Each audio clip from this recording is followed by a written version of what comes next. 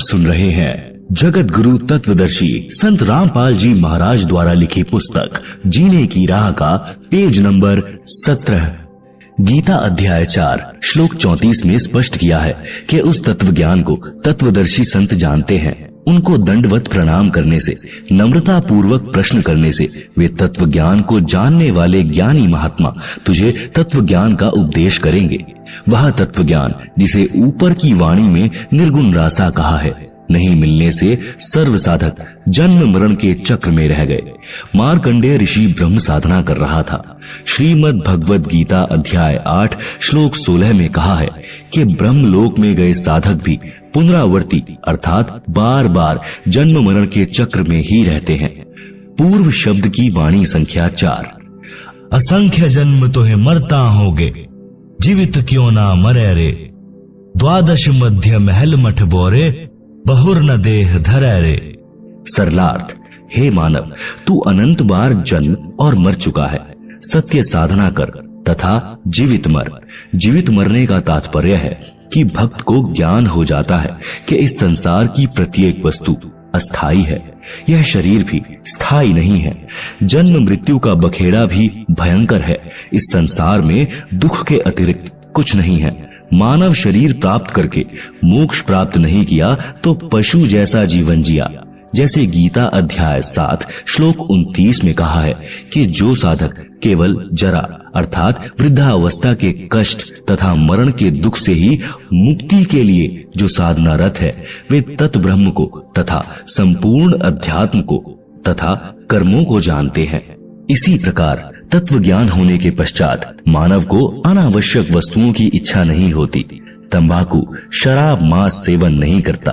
नाच गाना मूर्खों का काम लगता है। जैसा भोजन मिल जाए उसी में संतुष्ट रहता है। आत्म कल्याण कराने के लिए साधक विचार करता है कि यदि मैं सत्संग में नहीं आऊंगा तो गुरुजी के दर्शन नहीं कर पाऊंगा। सत्संग विचार न सुनने से मन फिर से विकार करने लगेगा। वह साधक सर्व कार्य छोड़कर सत्संग सुनने के लिए चल पड़ता है। वह विचार करता है कि हम प्रतिदिन सुनते हैं तथा देखते हैं कि छोटे छोटे बच्चों को छोड़कर पिता संसार से चला जाता है, मर जाता है। बड़े बड़े पूंजीपति दुर्घटना में मर जाते हैं। सर्व संपत्ति जो सारे जीवन में जोड़ी थी उसे छोड़कर चले जाते हैं। दोबारा उस संपत्ति को संभालने नहीं आते। मृत्यु से पहले एक दिन भी कार्य छोड़ने का दिल नहीं करता था। अब परमानेंट कार्य छूट गया। एक कथा। आज भाई को फुर्सत। एक भक्त सत्संग में जाने लगा, दीक्षा ले ली, ज्ञान सुना और भक्ति करने लगा। अपने मित्र से भी सत्संग में चलने तथा भक्ति करने के लिए प्रार्थना की, परंतु दोस्त नहीं माना। कह देता है कि कार्य से फुर्सत यानी खाली समय नहीं है। छोटे छोटे बच्चे हैं, इनका पालन पोषण भी करना है।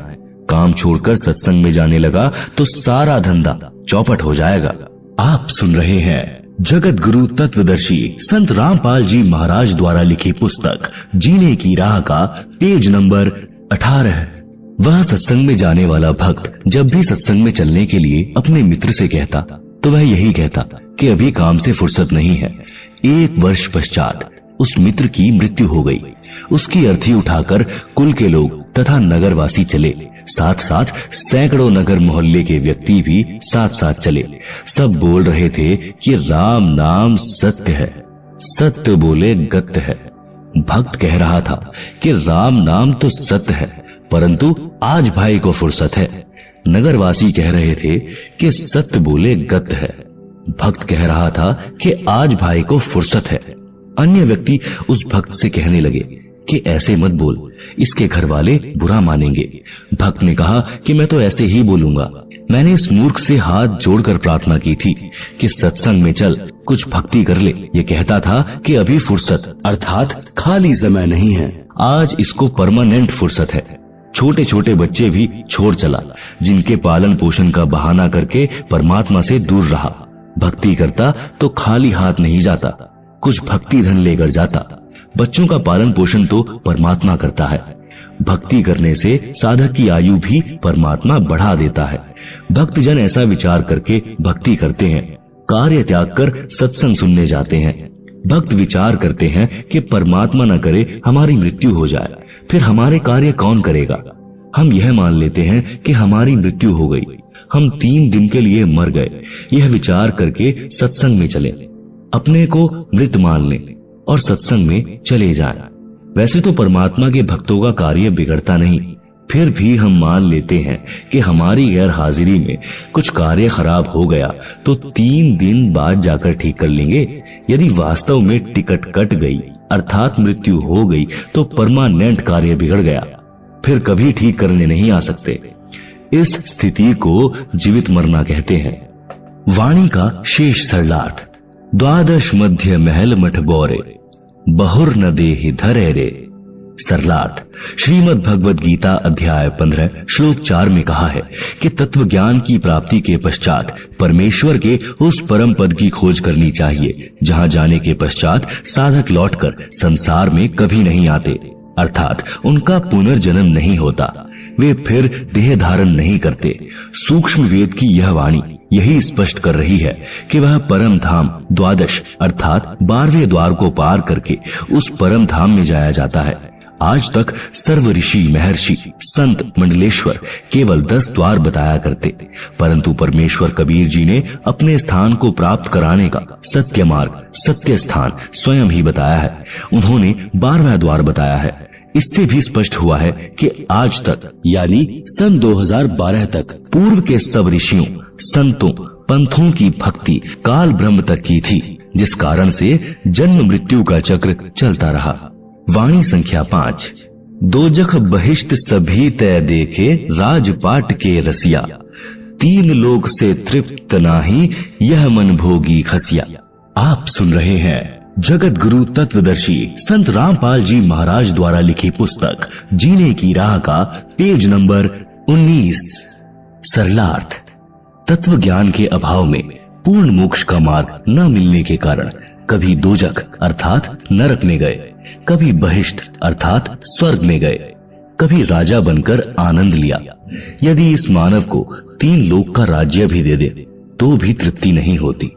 उदाहरण, यदि कोई गांव का सरपंच बन जाता है तो वह इच्छा करता है कि विधायक बने तो मौज होवे, विधायक इच्छा करता है कि मंत्री बनूं तो बात कुछ अलग हो जाएगी, मंत्री बनकर इच्छा करता है कि मुख्यमंत्री बनूं तो पूरी चौधर हो, आनंद ही न्यारा होगा, सारे प्रांत पर कमान चलेगी। मुख्यमंत्री बनने के पश्चात प्रबल इच्छा होती है कि प्रधानमंत्री बनूं तो जीवन सार्थक हो, तब तक जीवन लीला समाप्त हो जाएगी, फिर गधा बनकर कुमार के लठ यानी डंडे खा रहा होगा। इसीलिए तत्व ज्ञान में समझाया है कि काल ब्रह्म द्वारा बनाई गई स्वर्ग नरक तथा राजपाट प्राप्ति की भूल भुलैया में सारा जीवन व्यर्थ कर दिया, कहीं संतोष नहीं हुआ। यह मन ऐसा खुसरा यानी हिजड़ा है। एक इब्राहिम सुल्तान अदम नाम का इराक देश के बलख शहर का राजा था। वह पूर्व जन्म का बहुत अच्छा भक्त था, परंतु वर्तमान के ऐश्वर्य में मस्त होकर परमात्मा को भूल चुका था। राज के ठाठ में तथा महलों में आनंद मान बैठा था। एक दिन परमात्मा सत्यलोक से आकर एक यात्री का रूप बनाकर राजा के महल में गए तथा कहा कि हे सराय वाले, एक कमरा किराए पर दे, पैसे बता, रात्रि बितानी है। राजा ने कहा, हे भोले यात्री, आपको यह सराय यानी धर्मशाला दिखाई देती है, मैं राजा हूँ और ये मेरा महल है। यात्री रूप में परमात्मा ने पूछा कि आपसे पहले इस महल में कौन रहते थे? राजा ने कहा कि मेरे पिता दादा परदादा रहते थे। यात्री रूप में परमेश्वर ने पूछा कि आप कितने दिन रहोगे इस महल में? राजा ने कहा कि एक दिन मैं भी चला जाऊंगा इन्हें छोड़कर।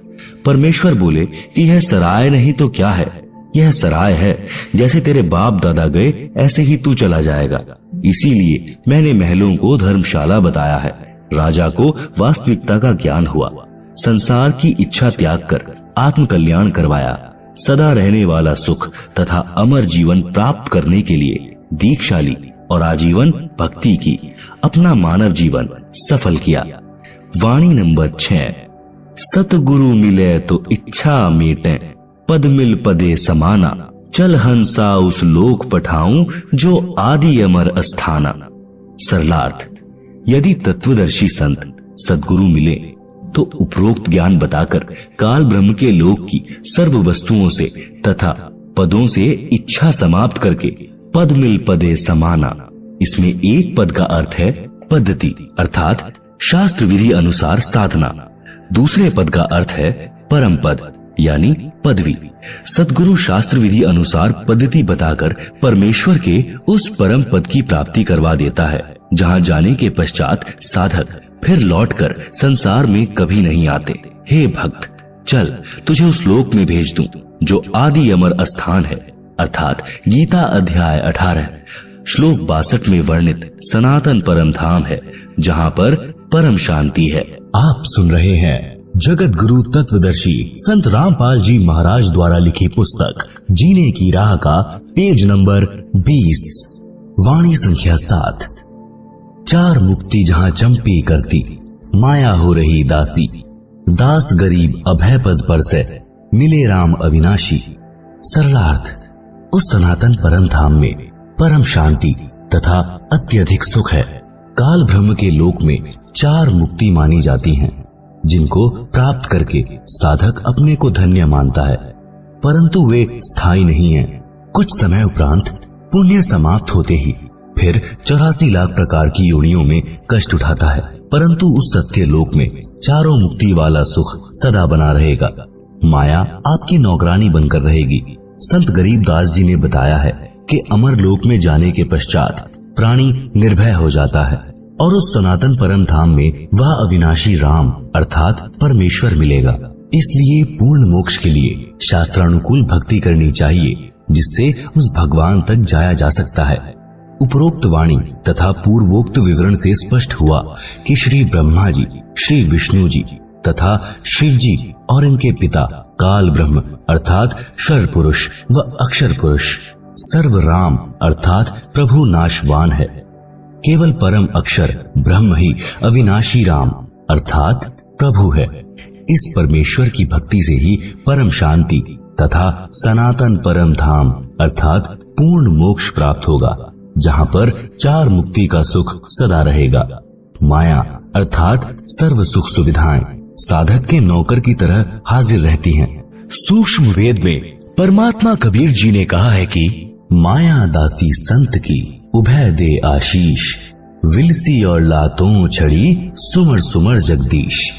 भावार्थ, सर्व सुख सुविधाएं धन से होती हैं।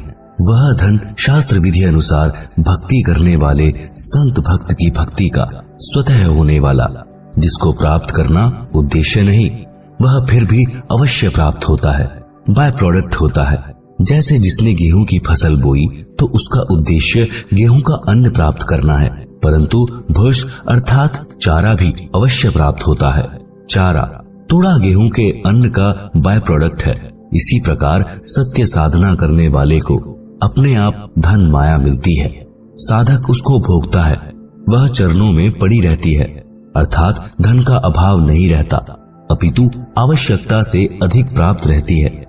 परमेश्वर की भक्ति करके माया का भी आनंद भक्त संत प्राप्त करते हैं तथा पूर्ण मोक्ष भी प्राप्त करते हैं। उसी प्रसंग को आगे बढ़ाते हैं कि मानव शरीर प्राप्त प्राणी को अपना उद्देश्य याद रखना चाहिए, भक्ति करके अपना कल्याण करवाना चाहिए। सूक्ष्म वेद में लिखा है कि राग आसावरी शब्द नंबर 71, यह सौदा फिर नाही संतो, यह सौदा फिर नाही, लोहे जैसा ताव जात है, काया देह सराही। तीन लोक और भुवन चतुर्दश, सब जग सौदे आही, दुगने तिगुने किए चौगुने, किन्हू मूल गवाही। आप सुन रहे हैं जगत गुरु तत्वदर्शी संत रामपाल जी महाराज द्वारा लिखी पुस्तक जीने की राह का पेज नंबर 21। भावार्थ, जैसे दो व्यापारी यानी बिजनेसमैन दूर किसी शहर में सौदा करने गए और 5-5 लाख रुपए मूलधन ले गए। एक ने अपने धन का सदुपयोग किया, धर्मशाला या होटल में किराए पर कमरा लिया, सामान खरीदा और महंगे मोल बेचा, जिससे उसने 20 लाख रुपए और कमा लिए। 2 वर्ष में वापिस अपने घर आ गया, सब जगह प्रशंसा हुई और धनी बन गया। दूसरे ने भी होटल या धर्मशाला में कमरा किराए पर लिया, शराब पीने लगा, वैश्याओं के नृत्य देखता, खाता और सो जाता। उसने अपना मूलधन 5 लाख रुपए भी नष्ट कर दिया। वापस घर आया तो ऋण यानी कर्जा हो गया। जिससे 5 लाख रुपए उधार लेकर गया था, उसने अपने रुपए मांगे। ना देने पर उसको अपना मजदूर रखा, उससे अपना 5 लाख का धन पूरा किया। उपरोक्त वाणी का यही तात्पर्य है। 3 लोक यानी स्वर्ग लोक, पाताल लोक तथा पृथ्वी लोक में जितने भी प्राणी हैं, वे सब अपना राम नाम का सौदा करने आए हैं। किसी ने तो दुगना, 3 गुना, 4 गुना धन कमा लिया, अर्थात पूर्ण संत से दीक्षा लेकर मनुष्य जीवन के श्वासों की पूंजी जो मूल धन है, उसको सत्य भक्ति करके बढ़ाया। अन्य व्यक्ति जिसने भक्ति नहीं की या शास्त्र विधि त्याग कर मनमाना आचरण किया या अनधिकारी गुरु से दीक्षा लेकर भक्ति की, उसको कोई लाभ नहीं मिलता। यह पवित्र गीता अध्याय 16 श्लोक 23-24 में प्रमाण है, जिस कारण से उसने भी अपने मनुष्य जीवन के श्वास रूपी मूलधन को सत्य भक्ति बिना नष्ट कर लिया। भक्ति न करने से हानि का अन्य विवरण। शब्द नंबर 71 का शेष। यह दम टूटे पिंडा फूटे, हो लेखा दरगाह माही, उस दरगाह में मार पड़ेगी, जम पकड़ेंगे बाही। नर नारायण देही पाए कर, फेर 84 जाही, उस दिन की मोह डरनी लागे, लज्जा रह के नाही। जा सतगुरु की मैं बलिहारी, जो जामन मरण मिटाही, कुल परिवार तेरा कुटुंब कबीला, मसलित एक ठहराही। बांध पिंजरी आगे धर लिया, मरघट कूले जाही, अग्नि लगा दिया जब लंबा, फूंक दिया उस ठाही। पुराण उठा फिर पंडित आए, पीछे गरुड़ पढ़ाही। भावार्थ, यह दम अर्थात श्वास जिस दिन समाप्त हो जाएंगे, उसी दिन यह शरीर रूपी पिंड छूट जाएगा। फिर परमात्मा के दरबार में पाप पुण्यों का हिसाब होगा। भक्ति न करने वाले या शास्त्र विरुद्ध भक्ति करने वाले को यम के दूत भुजा पकड़कर ले जाएंगे, चाहे कोई किसी देश का राजा भी क्यों ना हो। उसकी पिटाई की जाएगी। संत गरीबदास को परमेश्वर कबीर जी मिले थे, उनकी आत्मा को ऊपर लेकर गए थे। सर्व ब्रह्मांडों को दिखाकर, संपूर्ण अध्यात्म ज्ञान समझाकर वापस शरीर में छोड़ा था। संत गरीबदास जी आंखों देखा हाल बयान कर रहे हैं कि हे मानव, आपको नर शरीर मिला है जो नारायण अर्थात परमात्मा के शरीर जैसा अर्थात उसी का स्वरूप है। अन्य प्राणियों को यह सुंदर शरीर नहीं मिला। इसके मिलने के पश्चात प्राणी को आजीवन भगवान की भक्ति करनी चाहिए। ऐसा परमात्मा स्वरूप शरीर प्राप्त करके सत्य भक्ति न करने के कारण फिर 84 लाख वाले चक्र में जा रहा है। धिक्कार है तेरे मानव जीवन को। मुझे तो उस दिन की चिंता बनी है। डर लगता है कि कहीं भक्ति कम बने और उस परमात्मा के दरबार में पता नहीं इज्जत रहेगी या नहीं। मैं तो भक्ति करते करते भी डरता हूँ कि कहीं भक्ति कम न रह जाए। आप तो भक्ति ही नहीं करते, यदि करते हो तो शास्त्र विरुद्ध कर रहे हो। तुम्हारा तो बुरा हाल होगा। और मैं तो राय देता हूँ कि ऐसा सतगुरु चुनो जो जन्म मरण के दीर्घ रोग को मिटा दे, समाप्त कर दे। जो सत्य भक्ति नहीं करते उनका क्या हाल होता है मृत्यु के पश्चात। आसपास के कुल के लोग इकट्ठे हो जाते हैं, फिर सबकी एक ही मसलक अर्थात राय बनती है कि इसको उठाओ। उठाकर शमशान घाट पर ले जाकर फूंक देते हैं। लाठी या जली की खोद यानी ठोकर मार मार कर छाती तोड़ते हैं। संपूर्ण शरीर को जला देते हैं। जो कुछ भी जेब में होता है उसको निकाल लेते हैं। फिर शास्त्र विधि त्याग कर मनमाना आचरण कराने और करने वाले उस संसार से चले गए। जीव के कल्याण के लिए गुरु गरुड़ पुराण का पाठ करते हैं।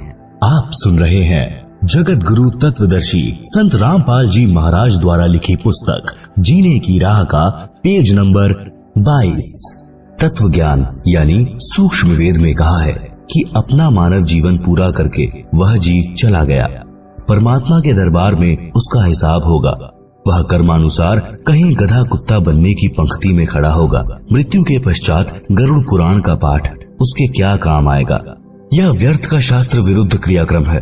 उस प्राणी का मनुष्य शरीर रहते उसको भगवान के संविधान का ज्ञान करना चाहिए था, जिससे उसको अच्छे बुरे का ज्ञान होता और वह अपना मानव जीवन सफल करता। प्रेत शिला पर जाय विराजे, फिर पितरों पिंड भराही, बहुर श्राद्ध खान कुआं आया, काग भये कली माही। भावार्थ है कि मृत्यु उपरांत उस जीव के कल्याण अर्थात गति कराने के लिए की जाने वाली शास्त्र विरुद्ध क्रियाएं व्यर्थ हैं।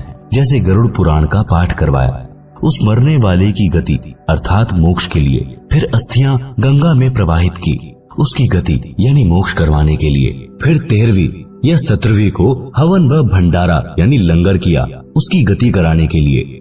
पहले प्रत्येक महीने 1 वर्ष तक महीना क्रिया करते थे उसकी गति कराने के लिए, फिर छठे महीने छमाही क्रिया करते थे उसकी गति कराने के लिए, फिर वर्षी क्रिया करते थे उसकी गति कराने के लिए, फिर उसकी पिंडोदक क्रिया कराते थे उसकी गति कराने के लिए। श्राद्ध निकालते हैं अर्थात श्राद्ध क्रिया कराते हैं।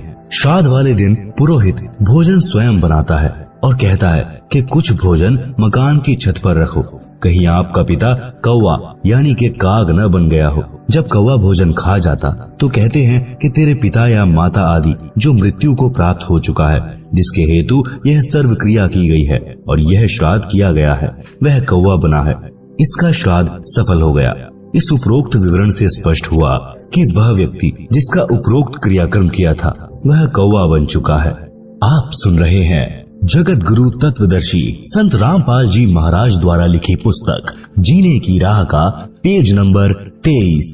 श्राद्ध करने वाले पुरोहित कहते हैं कि श्राद्ध करने से वह जीव 1 वर्ष तक तृप्त हो जाता है, फिर 1 वर्ष में श्राद्ध फिर करना है। विचार करें, जीवित व्यक्ति दिन में 3 बार भोजन करता था, अब 1 दिन भोजन करने से 1 वर्ष तक कैसे तृप्त हो सकता है? यदि प्रतिदिन छत पर भोजन रखा जाए तो वह कौवा प्रतिदिन ही भोजन खाएगा। दूसरी बात, मृत्यु के पश्चात की गई सर्व क्रियाएं गति यानी मोक्ष कराने के उद्देश्य से की गई थी।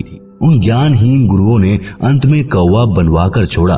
वह प्रेत शिला पर प्रेत योनि भोग रहा है। पीछे से गुरु और कौवा मौज से भोजन कर रहा है। पिंड भराने का लाभ बताया है कि प्रेत योनि छूट जाती है। मान ले प्रेत योनि छूट गई, फिर वह गधा या बैल बन गया तो क्या गति कराई? नर से फिर पशुआ कीजिए, गधा बैल बनाई, 56 भोग कहाँ मन बोरे, कहीं कुर्डी चरने जाई। भावार्थ, मनुष्य जीवन में हम कितने अच्छे अर्थात 56 प्रकार के भोजन खाते हैं। भक्ति न करने से या शास्त्र विरुद्ध साधना करने से गधा बनेगा, फिर ये 56 प्रकार के भोजन कहाँ प्राप्त होंगे? कहीं कुर्डियों यानी रूढ़ी पर पेट भरने के लिए घास खाने जाएगा। इसी प्रकार बैल आदि आदि पशुओं की योनियों में कष्ट पर कष्ट उठाएगा। जय सतगुरु की संगत करते सकल कर्म कट जाएं, अमरपुरी पर आसन होते जहां धूप ना छाई। भावार्थ, संत गरीबदास ने परमेश्वर कबीर जी से प्राप्त सूक्ष्म वेद में आगे कहा है कि यदि सतगुरु यानी तत्वदर्शी संत की शरण में जाकर दीक्षा लेते तो उपरोक्त सर्व कर्मों के कष्ट कट जाते, अर्थात न प्रेत बनते, न गधा, न बैल बनते। अमरपुरी पर आसन होता, अर्थात गीता अध्याय 18 श्लोक 62 तथा अध्याय 15 श्लोक 4 में वर्णित सनातन परम धाम प्राप्त होता, परम शांति प्राप्त हो जाती, फिर कभी लौटकर संसार में नहीं आते, अर्थात जन्म मरण का कष्टदायक चक्र सदा के लिए समाप्त हो जाता। उस अमर लोक यानी सत्य लोक में धूप छाया नहीं है, अर्थात जैसे धूप दुखदायी हुई तो छाया की आवश्यकता पड़ी, उस सत्यलोक में केवल सुख है, दुख नहीं है। सुरत निरत मन पवन पयाना, शब्द शब्द समाई, गरीब दास गलतान महल में मिले कबीर गोसाई। भावार्थ, संत गरीब दास जी ने कहा है कि मुझे कबीर परमेश्वर मिले हैं। आप सुन रहे हैं जगत गुरु तत्वदर्शी संत रामपाल जी महाराज द्वारा लिखी पुस्तक जीने की राह का पेज नंबर 24। मुझे सुरत निरत मन तथा श्वास पर ध्यान रखकर नाम का स्मरण करने की विधि बताई, जिस साधना से सतलोक में हो रही शब्द धुनी को पकड़कर सतलोक में चला गया, जिस कारण से सत्यलोक यानी शाश्वत स्थान में अपने महल में आनंद से रहता हूँ। क्योंकि सत्य साधना जो परमेश्वर कबीर जी ने संत गरीबदास को जो बताई थी और उस स्थान यानी सत्यलोक को गरीबदास जी परमेश्वर के साथ जाकर देख कर आए थे, जिस कारण से विश्वास के साथ कहा कि मैं जो शास्त्रानुकूल साधना कर रहा हूँ यह परमात्मा ने बताई है, जिस शब्द अर्थात नाम का जाप करने से मैं अवश्य पूर्ण मोक्ष प्राप्त करूंगा, इसमें कोई संशय नहीं रहा। जिस कारण से मैं यानी गरीबदास सत्यलोक में बने अपने महल यानी विशाल घर में जाऊंगा, जिस कारण से निश्चिंत तथा गलतान यानी महल प्राप्ति की खुशी में मस्त हूँ, क्योंकि मुझे पूर्ण गुरु स्वयं परमात्मा कबीर जी अपने लोक से आकर मिले हैं। गरीबदास जी कहते हैं, अजब नगर में ले गए हमको सतगुरु आन, झिलके बिंब अगाध गति सूते चादर तान। भावार्थ, गरीबदास जी ने बताया है कि सतगुरु अर्थात स्वयं परमेश्वर कबीर जी अपने निज धाम सत्यलोक से आकर मुझे साथ लेकर अजब यानी अद्भुत नगर में अर्थात सत्यलोक में बने शहर में ले गए।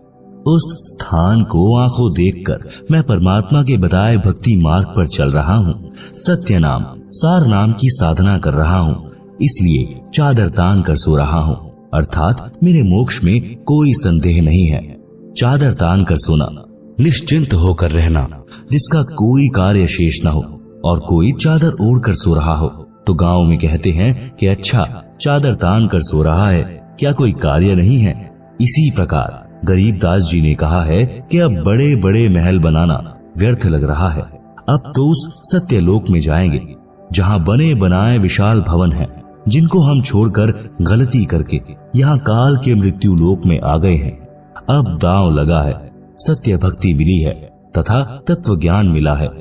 सज्जनों, वह सत्य भक्ति वर्तमान में मेरे रामपाल दास जी के पास है, जिससे इस दुखों के घर संसार से पार होकर वह परम शांति तथा शाश्वत स्थान यानी सनातन परम धाम प्राप्त हो जाता है, जिसके विषय में गीता अध्याय 18 श्लोक 62 में कहा है तथा गीता अध्याय 15 श्लोक 4 में कहा है कि तत्वदर्शी संत से तत्व ज्ञान प्राप्त करके उस तत्व ज्ञान से अज्ञान का नाश करके उसके पश्चात परमेश्वर के उस परम पद की खोज करनी चाहिए, जहाँ जाने के पश्चात साधक फिर लौटकर संसार में कभी नहीं आता।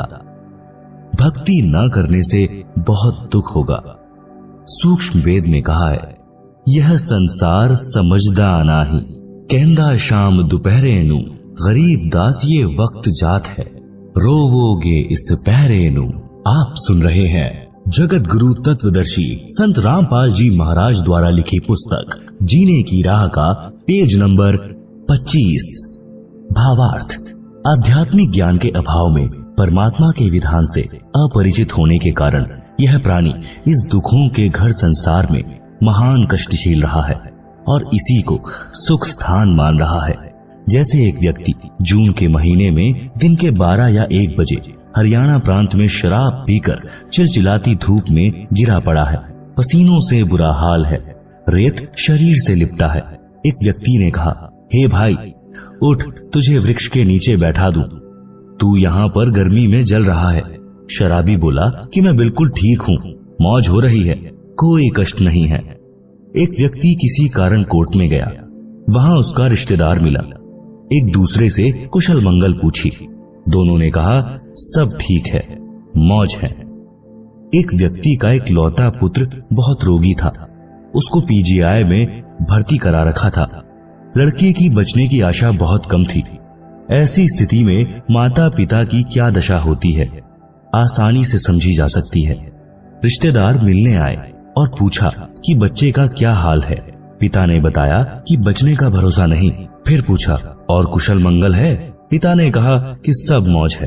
विचार करें, शराब के नशे में घोर धूप के ताप को झेल रहा था, फिर भी कह रहा था कि मौज हो रही है। कोर्ट कचहरियों में जो रिश्तेदार मिले, दोनों ही कह रहे थे कि सब मौज है।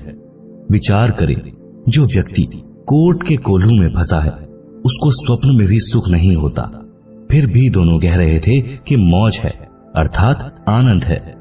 जिस व्यक्ति का एक लौता पुत्र मृत्यु शैया पर हो, उसको मौज कैसी।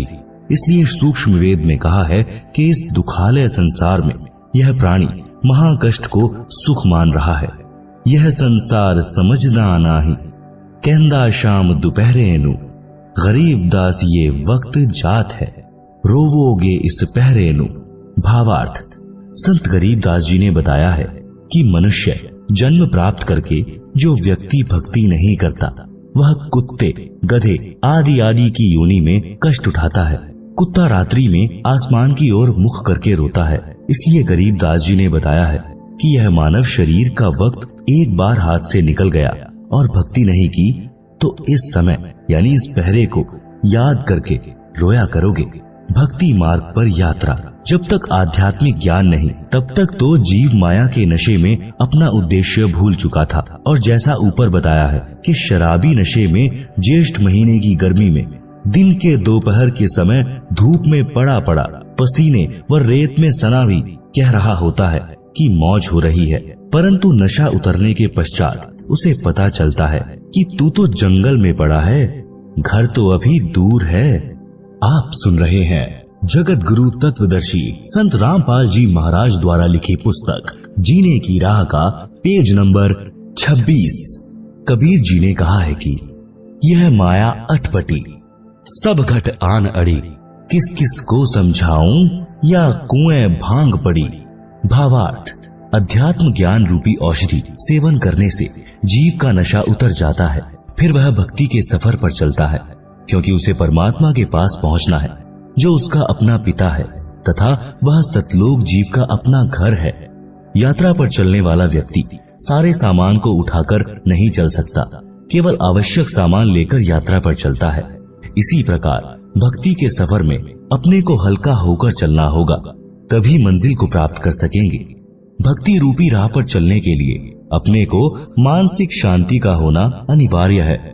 मानसिक परेशानी का कारण है अपनी परंपराएं तथा नशा, मान बढ़ाई, लोक दिखावा। यह भार व्यर्थ के लिए खड़े हैं। जैसे बड़ी कोठी, बड़ी महंगी कार, श्रृंगार करना, महंगे आभूषण यानी स्वर्ण के आभूषण संग्रह करना, विवाह में दहेज लेना देना, बैंड बाजे डीजे बजाना, गुरचड़ी के समय पूरे परिवार का बेशर्मों की तरह नाचना, मृत्यु भोज करना, बच्चे के जन्म पर खुशी मनाना, खुशी के अवसर पर पटाखे जलाना, फिजूल खर्ची करना आदि आदि जीवन के भक्ति सफर में बाधक होने के कारण त्यागने पड़ेंगे।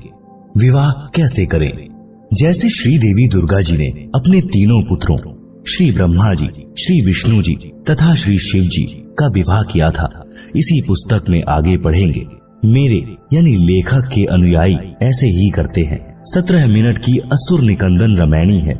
फेरों के स्थान पर उसको बोला जाता है, जो करोड़ गायत्री मंत्र यानी ओम भूर्भुवः से उत्तम तथा लाभदायक है, जिसमें विश्व के सर्व देवी देव तथा पूर्ण परमात्मा का आह्वान तथा स्तुति प्रार्थना है, जिस कारण से सर्व शक्तियाँ उस विवाह वाले जोड़े की सदा रक्षा तथा सहायता करते हैं। इससे बेटी बची रहेगी, जीने की सुगम राह हो जाएगी। विवाह में प्रचलित वर्तमान परंपरा का त्याग, विवाह में व्यर्थ का खर्चा त्यागना पड़ेगा। जैसे बेटी के विवाह में बड़ी बारात का आना, दहेज देना, यह व्यर्थ परंपरा है, जिस कारण से बेटी परिवार पर भार मानी जाने लगी है और उसको गर्भ में ही मारने का सिलसिला शुरू है, जो माता पिता के लिए महापाप का कारण बनता है। बेटी देवी का स्वरूप है। हमारी कुपरंपराओं ने बेटी को दुश्मन बना दिया। श्री देवी पुराण के 3 स्कंद में प्रमाण है कि इस ब्रह्मांड के प्रारंभ में तीनों देवताओं श्री ब्रह्मा जी, श्री विष्णु जी तथा श्री शिव जी का जब इनकी माता श्री दुर्गा जी ने विवाह किया, उस समय न कोई बाराती था, न कोई भाती था, न कोई भोजन भंडारा किया गया था, न डीजे बजा था, न कोई नृत्य किया गया था।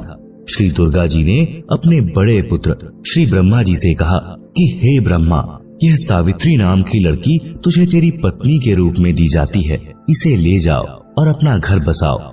इसी प्रकार अपने बीच वाले पुत्र श्री विष्णु जी से लक्ष्मी जी तथा छोटे बेटे श्री शिव जी को पार्वती जी को देकर कहा कि ये तुम्हारी पत्नियां हैं, इनको ले जाओ और अपना अपना घर बसाओ। तीनों अपनी अपनी पत्नियों को लेकर अपने अपने लोक में चले गए, जिससे विश्व का विस्तार हुआ। आप सुन रहे हैं जगत गुरु तत्वदर्शी संत रामपाल जी महाराज द्वारा लिखी पुस्तक जीने की राह का पेज नंबर 27। शंका समाधान। कुछ व्यक्ति कहते हैं कि पार्वती जी की मृत्यु हो गई थी, उस देवी का पुनर्जन्म राजा दक्ष के घर हुआ था। युवा होने पर देवी सती यानी पार्वती जी ने नारद के बताने के पश्चात श्री शिव जी को पति बनाने का दृढ़ संकल्प कर लिया और अपनी माता जी के माध्यम से अपनी इच्छा पिता दक्ष को बताई। तो राजा दक्ष ने कहा कि वह शिव जी मेरा दामाद बनने योग्य नहीं है, क्योंकि वह नग्न रहता है, केवल एक मृग छाल पर्दे पर बांधता है, शरीर पर राख लगाकर भांग के नशे में रहता है, सर्पों को साथ रखता है। ऐसे व्यक्ति से मैं अपनी बेटी का विवाह करके जगत में हंसी का पात्र नहीं बनूंगा। परंतु देवी पार्वती भी जिद की पक्की थी। उसने अपनी इच्छा श्री शिव जी के पास भिजवा दी और कहा कि मैं आपसे विवाह करना चाहती हूँ। राजा दक्ष ने पार्वती जी का विवाह किसी अन्य के साथ निश्चित कर रखा था। उसी दिन श्री शिव जी अपने साथ हजारों की संख्या में भूत प्रेत, भैरव तथा अपने गणों को लेकर विवाह मंडप पर पहुंच गए। राजा दक्ष के सैनिकों ने विरोध किया। शिव की सेना और दक्ष की सेना में युद्ध हुआ। पार्वती ने शिव जी को वरमाला पहना दी। पार्वती को बलपूर्वक लेकर श्री शिव जी कैलाश पर्वत पर अपने घर ले गए।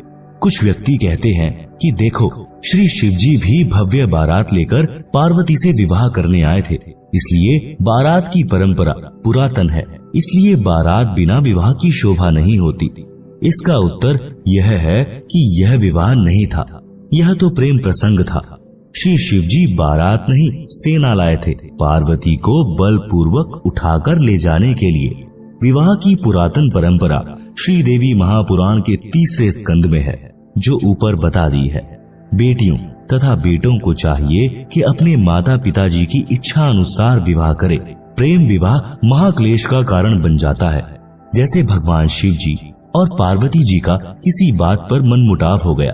शिव जी ने पार्वती जी से पत्नी व्यवहार बंद कर दिया तथा बोलचाल भी बंद कर दी। पार्वती ने सोचा कि अब यह घर मेरे लिए नरक हो गया है, इसलिए कुछ दिन अपनी माँ के पास चली जाती हूँ। पार्वती जी अपने पिता दक्ष के घर मायके में चली गई। उस दिन राजा दक्ष ने एक हवन यज्ञ का आयोजन किया हुआ था। राजा दक्ष ने अपनी बेटी का सत्कार नहीं किया तथा कहा कि आज क्या लेने आई हो, देख लिया उसका प्रेम, चली जा घर से। पार्वती जी ने अपनी माता से श्री शिव जी के नाराज होने की कथा बता दी थी। माता ने अपने पति दक्ष को सब बताया था। पार्वती जी को अब न मायके में स्थान था न ससुराल में। प्रेम विवाह ने ऐसी गंभीर परिस्थिति उत्पन्न कर दी कि दक्ष पुत्री को आत्महत्या के अतिरिक्त कोई विकल्प नहीं दिखा और राजा दक्ष के विशाल हवन कुंड में जलकर मर गई। धार्मिक अनुष्ठान का नाश किया, अपना अनमोल मानव जीवन खोया, पिता का नाश कराया, क्योंकि जब श्री शिव जी को पता चला तो वे अपनी सेना लेकर पहुंचे और अपने ससुर दक्ष जी की गर्दन काट दी। बाद में बकरे की गर्दन लगाकर जीवित किया। उस प्रेम विवाह ने कैसा घमासान मचाया। शिव सेना को बारात बताकर कुप्रथा को जन्म दिया गया है और यह प्रसंग प्रेम विवाह रूपी कुप्रथा का जनक है, जो समाज के नाश का कारण है।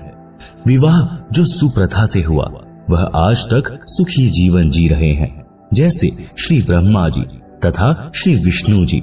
आप सुन रहे हैं जगत गुरु तत्वदर्शी संत रामपाल जी महाराज द्वारा लिखी पुस्तक जीने की राह का पेज नंबर 28। विवाह करने का उद्देश्य। विवाह का उद्देश्य केवल संतानोत्पत्ति करना है। फिर पति पत्नी मिलकर परिश्रम करके बच्चों का पालन करते हैं, उनका विवाह कर देते हैं, फिर वे अपना घर बसाते हैं। इसके अतिरिक्त प्रेम विवाह समाज में अशांति का बीज बोना है, समाज बिगाड़ की चिंगारी है। प्रेम प्रसंग कैसा होता है? उत्तर, जो चरित्रहीन लड़के लड़की होते हैं वे चलते समय अजीबोगरीब एक्टिंग करते हैं। उन लजमारों की दृष्टि भी टेढ़ी मेढ़ी चलती है।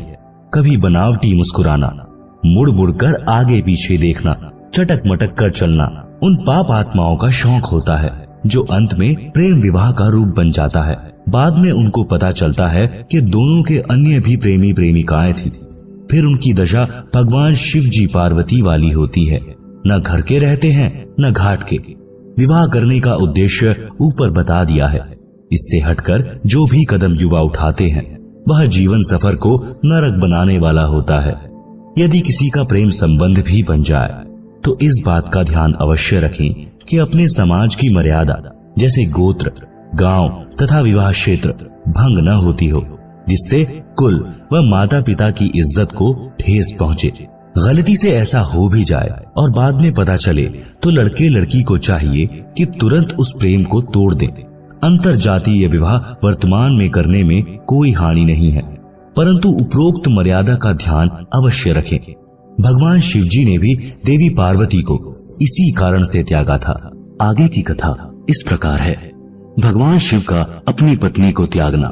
जिस समय श्री रामचंद्र पुत्र श्री दशरथ यानी राजा अयोध्या वनवास का समय बिता रहे थे, उस दौरान सीता जी का अपहरण लंका के राजा रावण ने कर लिया था। श्री राम को पता नहीं था। सीता जी के वियोग में श्री राम जी विलाप कर रहे थे। आकाश से शिव पार्वती ने देखा। पार्वती ने शिव से पूछा कि यह व्यक्ति इतनी बुरी तरह क्यों रो रहा है, इस पर क्या विपत्ति आई है।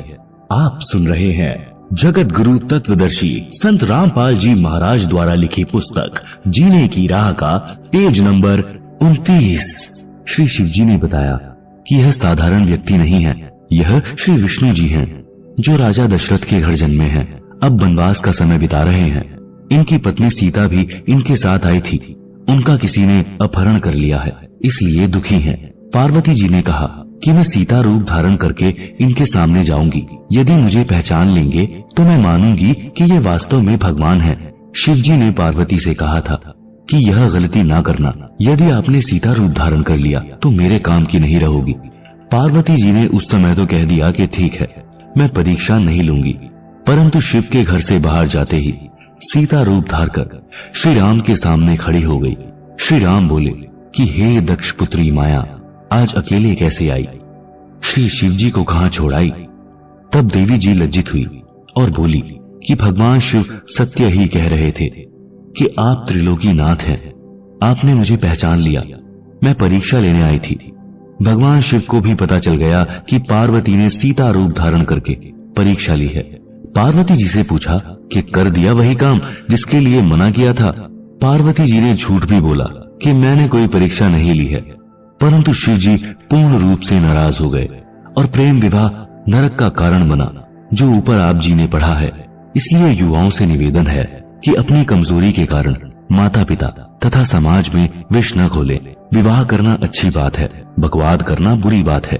विवाह के लिए माता पिता समय पर स्वयं चिंतित हो जाते हैं और विवाह करके ही दम लेते हैं। फिर युवा क्यों सिरदर्द मोल लेते हैं? जब तक विवाह नहीं होता चाव चढ़ा रहता है। विवाह के पश्चात बच्चे हो जाते हैं।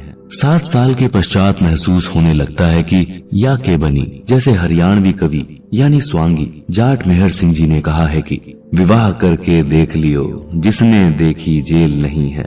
जैसे जेल में 4 दीवारी के अंदर रहना मजबूरी होती है, इसी प्रकार विवाह के पश्चात माता पिता के लिए, अपने परिवार के पोषण के लिए, गृहस्थी जीवन जीने के लिए सामाजिक मर्यादा रूपी 4 दीवारी के अंदर रहना अनिवार्य हो जाता है। अपनी मर्जी नहीं चला सकता, यानी नौकरी वाला नौकरी पर जाता है, मजदूर मजदूरी पर तथा किसान खेत के कार्य को करने के लिए मजबूर है, जो जरूरी है। इसलिए विवाहित जीवन मर्यादा रूपी कारागार कही जाती है। परंतु इस कारागार बिना संसार की उत्पत्ति नहीं हो सकती। अपने माता पिता जी ने भी विवाह किया, अपने को अनमोल मनुष्य शरीर मिला। इस शरीर में भक्ति करके मानव मोक्ष प्राप्त कर सकता है, जो विवाह का ही वरदान है। इस पवित्र संबंध को चरित्रहीन व्यक्ति कामुक कथा सुनाकर तथा राग रागिनी गाकर युवाओं में वासनाओं को उत्प्रेरित करते हैं, जिससे शांत व मर्यादित मानव समाज में आग लग जाती है। आप सुन रहे हैं जगत गुरु तत्वदर्शी संत रामपाल जी महाराज द्वारा लिखी पुस्तक जीने की राह का पेज नंबर 30, जिस कारण से कई परिवार उजड़ जाते हैं। जैसे समाचार पत्रों में पढ़ने को मिलता है कि युवक तथा युवती ने गांव में प्रेम करके नाश का बीज बो दिया।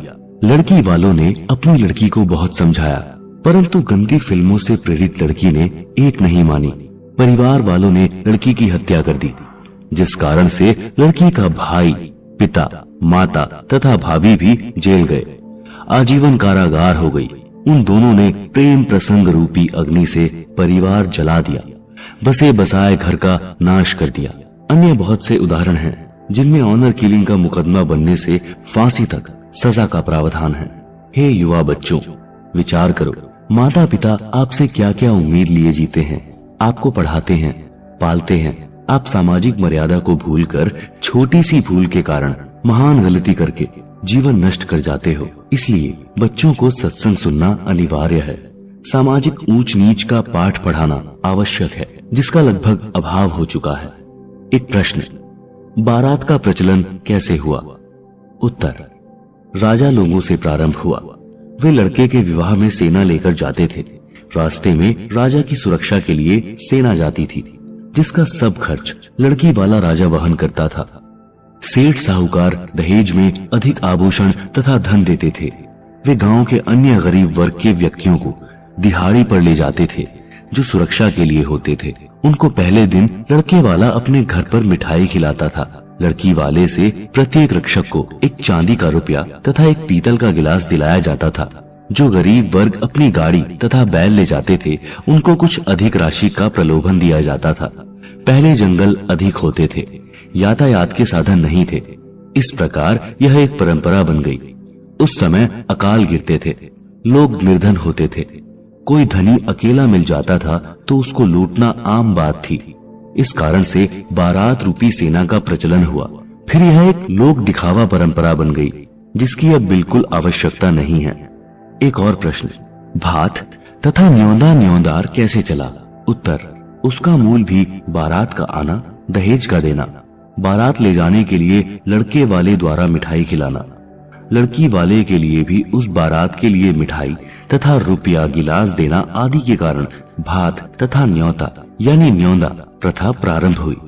न्योता समूह में गांव तथा आसपास गवांड गांव के प्रेमी प्यारे व्यक्ति होते हैं, जिसके लड़के या लड़की का विवाह होता था तो अकेला परिवार खर्च वहन नहीं कर सकता था। उसके लिए लगभग 100 या अधिक सदस्य उस समूह में होते हैं। जिसके बच्चे का विवाह होता था तो सब सदस्य अपनी वित्तीय स्थिति अनुसार न्योता यानी धनराशि विवाह वाले के पिता को देते थे। कोई 100 रुपए, कोई 200 रुपए, कोई कम, कोई अधिक, जो एक प्रकार का निशुल्क उधार होता है। उस पर ब्याज नहीं देना पड़ता। सबका न्योते का धन लिखा जाता है। प्रत्येक सदस्य की बही यानी डायरी में प्रत्येक विवाह पर दिया न्योता लिखा होता है। इस प्रकार विवाह वाले परिवार को धन की समस्या नहीं आती है।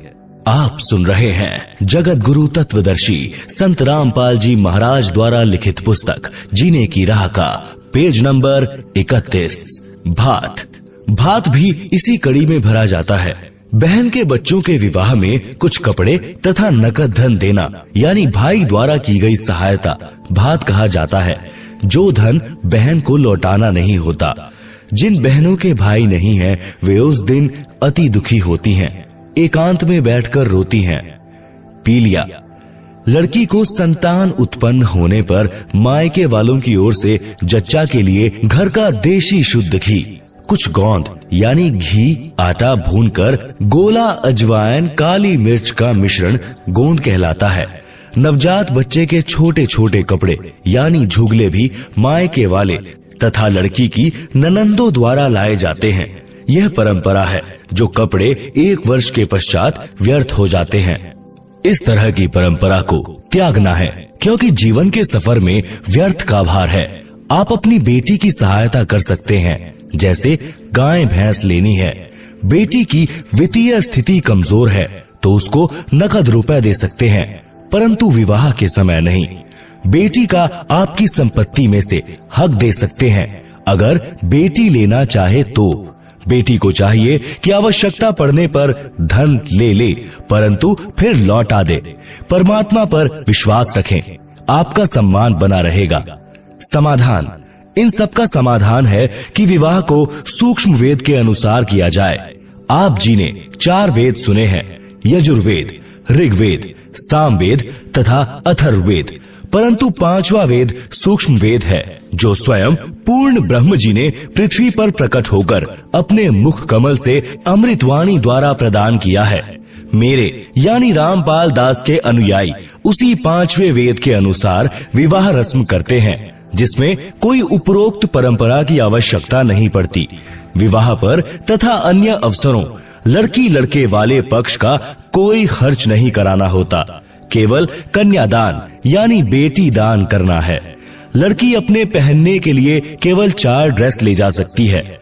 जूता तो पहन ही रखा है। बस जिस घर में जाएगी वह परिवार उस बेटी को अपने घर के सदस्य की तरह रखेगा। अपने घर की वित्तीय स्थिति के अनुसार अन्य सदस्य के समान सर्व आवश्यक वस्तुएं उपलब्ध कराएगा। बेटी अपने माता पिता, भाई भाभी पर कोई भार नहीं बनेगी। जब कभी अपने मायके आएगी तो कोई सूट तथा नकद नहीं लेगी, जिस कारण से भाभी भाई को भी प्यारी लगेगी। भाभी को ननंद इसलिए खटकती है कि आ गई, 4-5 हजार खर्च करवा कर जाएगी, परंतु हमारी बेटी सम्मान के साथ आएगी और सम्मान के साथ लौट जाएगी। अपने मायके वालों से कोई वस्तु नहीं लेगी, जिससे दोनों पक्षों का परस्पर अधिक प्रेम सदा बना रहेगा। भक्ति भी अच्छी होगी।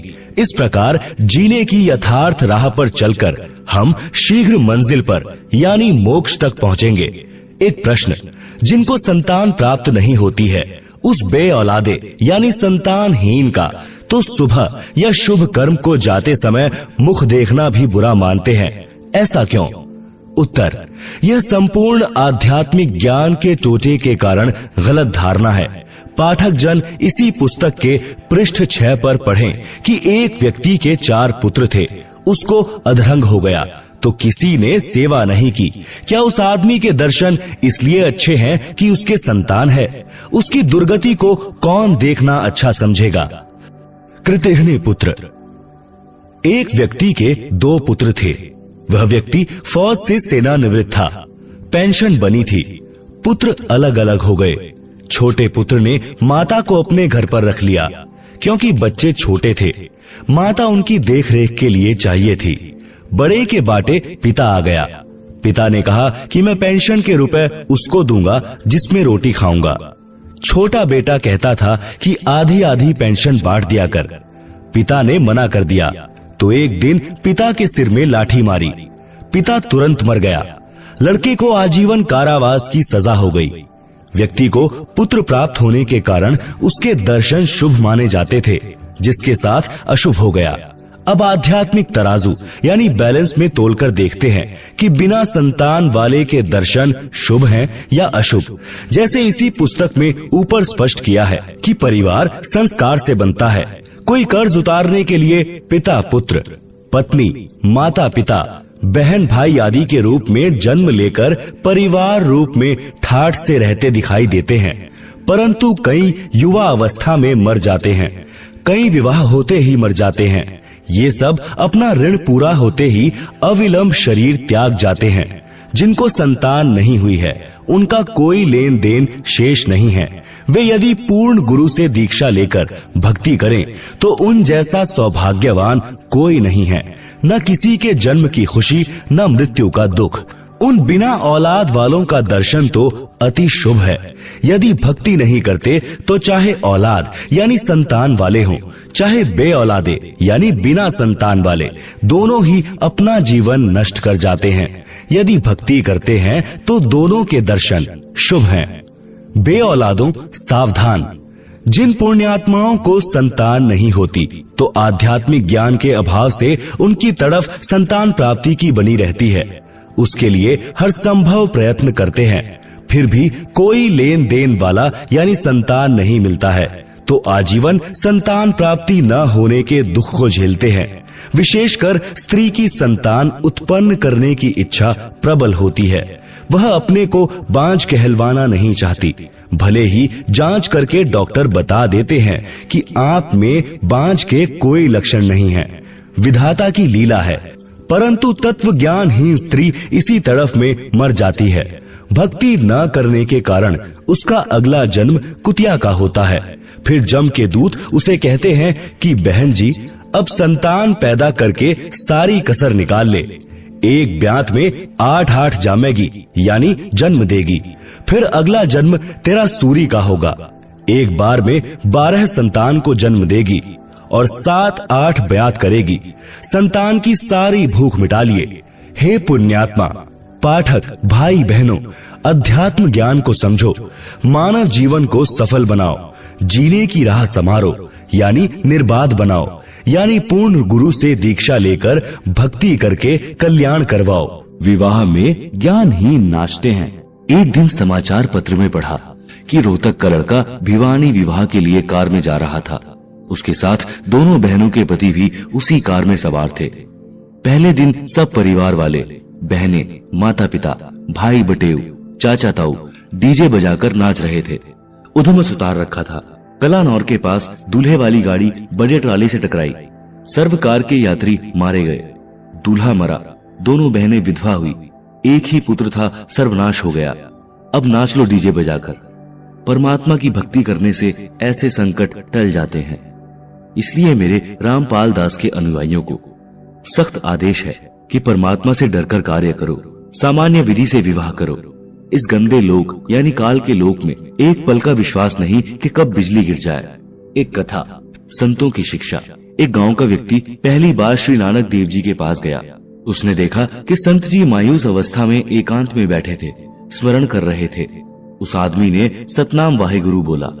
श्री नानक जी ने भी उत्तर दिया, भोजन करवाया, ज्ञान विचार सुनाए। वह व्यक्ति चला गया।